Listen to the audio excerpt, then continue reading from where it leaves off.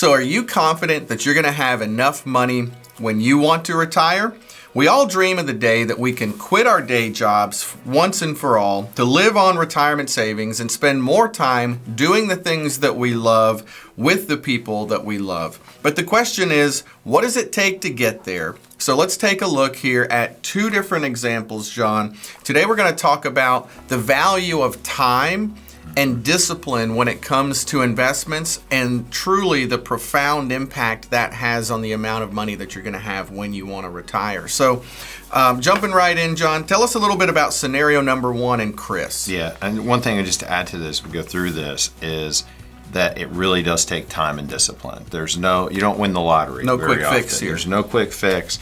I tell my kids you can experience the pain of discipline or the pain of regret. It takes discipline to save for the future. If you don't do that, you're going to regret it. It's that simple. So let's talk about this. So scenario one, this guy Chris is 40 years old and he plans to retire at 60. Okay, so 60 years old. Let's assume he's already has $300,000 to dump into retirement. Okay, so he's got $300,000 to dump into retirement. Maybe he's already been investing, maybe he's received a property or an inheritance, sold a property or something like that. So he's got $300,000. Going forward, he contributes $1,000 a month.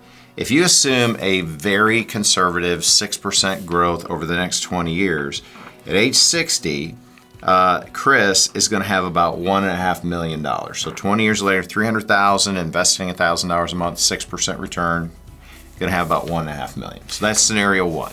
Yeah, I mean, so take that into perspective. $300,000, right? Starting out, not a significant amount of money, especially but at age 40. For but 40 with kids, it's harder to be able to save $1,000 a month. So that's $12,000 a year, $120,000 over 10 years. Yep. So all he's contributing over the next 20 years is an additional $240,000. So he started with $300, he contributes $240,000. And he ends with $1.5 million. Not a bad ROI in that scenario.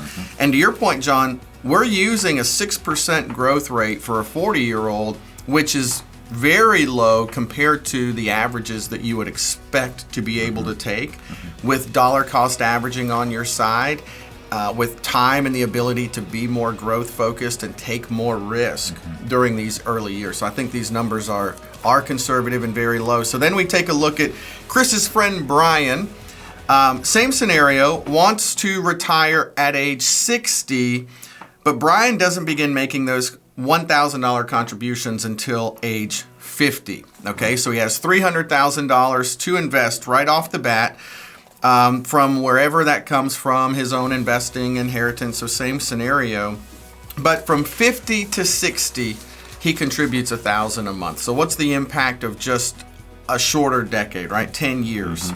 So assuming that same rate of return of 6% at age 60, he would have just over $700,000, less than half of what Chris had in that very first scenario. Yeah. So it gives you a picture of where just a decade, which you blink and a decade is gone, the difference it can make. So he's got drastically less than his friend Chris and not nearly enough to retire on. I mean, that's just not enough to retire on. So you might think, well, Chris had double the amount of time he has contributed, so if Brian doubles his contribution, then maybe that'll make up for that. So let's look at that.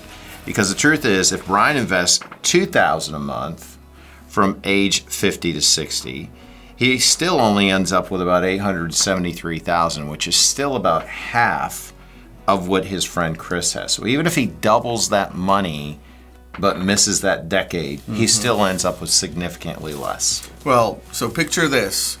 It would actually take Brian to contribute $5,500 a month for the next decade just to get close to the 1.5 million. So losing that decade and just $1,000 a month, you think about it, in our 40s, things are more difficult for a lot of people with families. But if you can come up and that $1,000 a month, maybe part of that came from his company contributing into that. So maybe he's not even contributing the full $1,000. Maybe he's doing $500 a month. The company's matching that.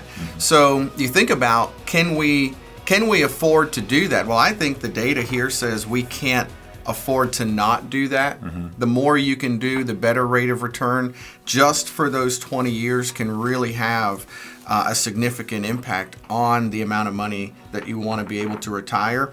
In this scenario, I think Brian doesn't get to retire at 60. I think Brian has to work maybe into his mid-60s, maybe even longer than that, just because he didn't know what he didn't know, probably. He didn't have the numbers, but he really didn't understand the impact of time and compounded interest. Yeah, and I think too, the other thing I would add to that is just understand the discipline of it. Yeah. You know, over that 20-year time period, you're going to have ebb and flow of the market. It's going to be up, it's going to be down, and so many people decide to stop investing when the market's down.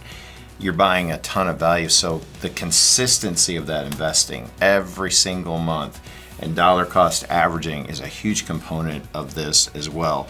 And you know, Dan, one of the things that we have available is our retirement savings calculator that you can go to our website and plug in your numbers and actually see what you come up with. The link is actually in the description. Really encourage you to do that. You'll find out if you're on track or if maybe you need to catch up. We have the saying around our office, wherever you're at, you're at.